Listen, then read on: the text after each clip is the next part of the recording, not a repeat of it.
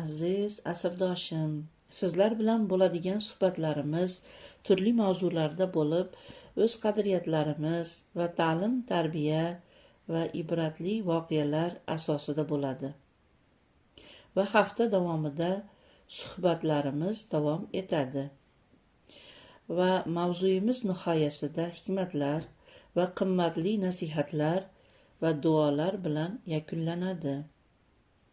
Siz va bizlarga Alloh subhana suhbatlarimizni manfaatli qilsin. Amin. Sizga jannat xabarini beraymi? Kunlarimiz nihoyatda tez o'tib ketyapti. Agar boshimizni yostiqqa qo'ysak, fajr nuri osmonni yoritib, bomdod vaqti kelyapti. Uyg'onsak, uyqu vaqti kelyapti. Kunlarimiz to'xtovsiz yugurib ketyapti.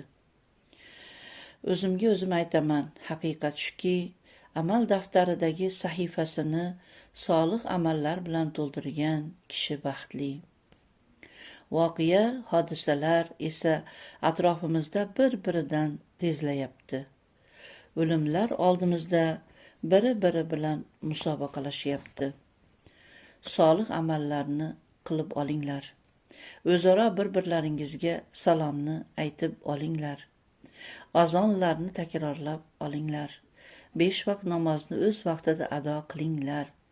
Nafslaringizni jilovlab olinglar. Sizlarni yaxshi ko'rgan kishilarga chin rostlik bilan muomala qilib, ularning haqlarini ado qilinglar. Insonlarga tabassum bilan qaranglar. Qur'oni Karimdan qodir bo'lganicha oyat yodlanglar.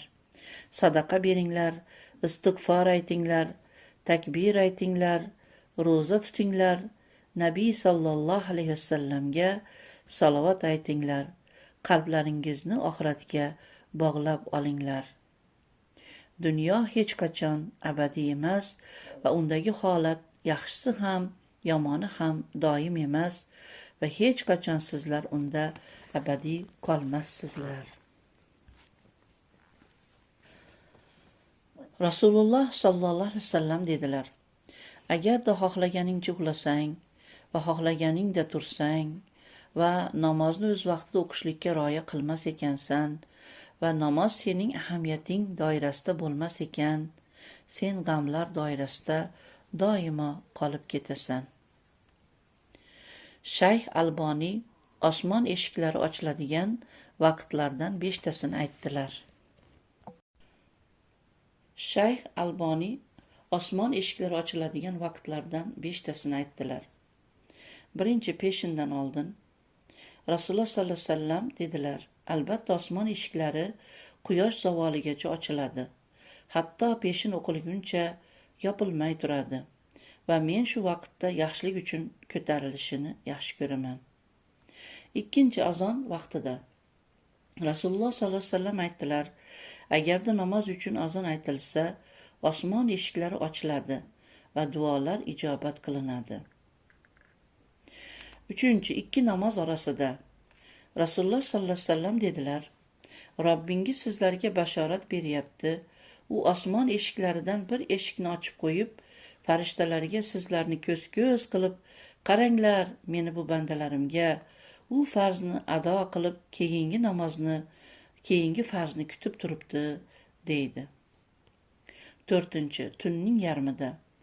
Rasululloh sallallohu alayhi vasallam dedilar: tunning yarmida osmon eshiklari ochiladi va nido qiluvchi farishta shunday deb nido qiladi: duo qiluvchi bormi? Duosi ijobat qilinadi. So'rovchi bormi? Beriladi. G'amgin bormi? G'ami ketkaziladi. Biror masala so'raladigan narsa qolmaydiki, albatta duo bilan Alloh subhanahu taolo ijobat qiladi. Faqat o'z avrati bilan harakatlanayotgan zoniya, zinokor ayol va erkakning duosini qabul qilmaydi shu paytda.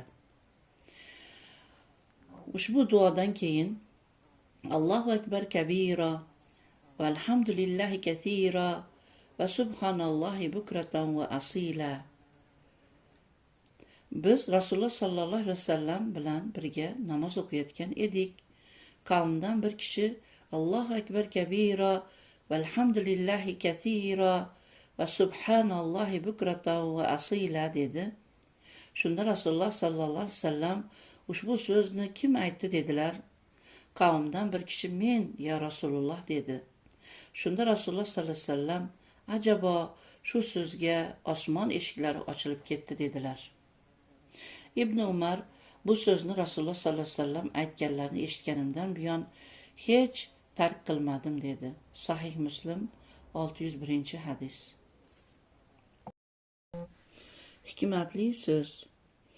Oq yuzli bo'lish go'zallikni, qora tanli bo'lish xunuklikni anglatmaydi. Kafan oq bo'lsa-da qo'rqinchli, Ka'ba qora bo'lsa-da go'zal. Inson o'z axloqi bilan inson, jamoasi bilan emas. Agar baland ovoz mardlikdan bo'lsa edi, it erkaklarning rahbari bo'lar edi.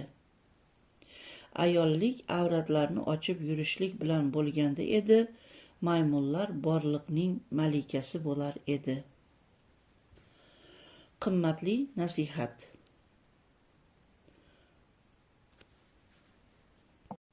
Qimmatli nasihat. Tongingizni zikrlar bilan boshlang va Qur'oniy virdlarni takrorlang. O'zingiz uchun ozgina bir narsani qilingki, albatta oz-ozdan to'planib bir kun katta xazinaga aylanadi. Zuho vaqtingizda bir necha daqiqalarni ajratingki, unda Xoliq bilan xoli qolasiz va avvabinlar, ya'ni tavba qiluvchilar safiga yozilasiz. Zuho namozida 360 ta sadaqa bor. Assalomu alayka ya Rasululloh. Allahumma salli ala sayyidina Muhammad va alihi va ashabihi ajma'in.